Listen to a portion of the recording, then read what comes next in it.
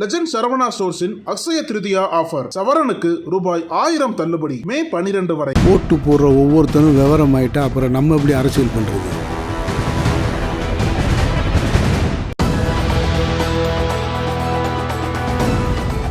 மூட்டை மூட்டையாய் தேங்காய்கள், தலையில் நொறுக்கிய பக்தர்கள், இரவில் நடக்கும் வினோத வழிபாடு. ஓசூர் மாநகராட்சியின் மாமன்ற உறுப்பினர் சிவராமன். இவர் மூக்கண்டப்பள்ளி பகுதியில் புதிதாக வீடு ஒன்றை கட்டியுள்ளார். இதன் கிரகப்பிரவேச விழா சமீபத்தில் நடைபெற்றது. இதனையொட்டி சிவராமன் குடும்பத்தினர் தங்களது குலதெய்வங்களான வீரபத்ர சுவாமி, சம்பன்னி, சித்தேஸ்வரா, அகதூரப்பா, பசராயப்பா, சிக்கம்மா, தொட்டம்மா, ஆனைலிங்கேஸ்வரா உள்ளிட்ட கிராம தெய்வங்களை ஓசூர் அருகே உள்ள பல்வேறு கிராமங்களில் இருந்தும் பெங்களூரு பகுதிகளில் இருந்தும் எடுத்து வந்து வீட்டில் சிறப்பு பூஜைகளை மேற்கொண்டனர். அதனைத் தொடர்ந்து இரவில் மேலதாளங்கள் முழங்க சிவராமன் குடும்பத்தினர் மற்றும் பொதுமக்கள் கிராம தெய்வங்களை தலைமேல் சுமந்து கொண்டு அலங்கரிக்கப்பட்ட மாடுகள் முன்னே செல்ல மாரியம்மன் கோவிலுக்கு ஊர்வலமாக எடுத்துச் சென்றனர்.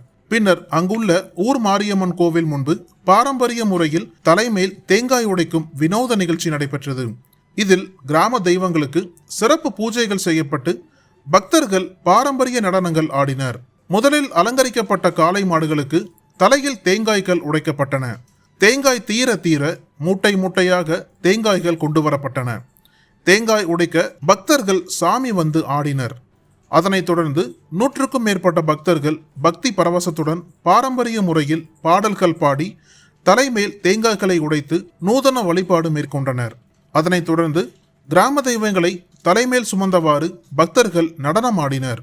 இந்த நிகழ்ச்சியில் பக்தர்கள் மற்றும் பொதுமக்கள், உலக மக்கள் அனைவரும் நலமுடன் வாழ வேண்டும், விவசாயம் செழிக்க வேண்டும், மழை பொழிய வேண்டும் என வழிபாடு நடத்தினர்.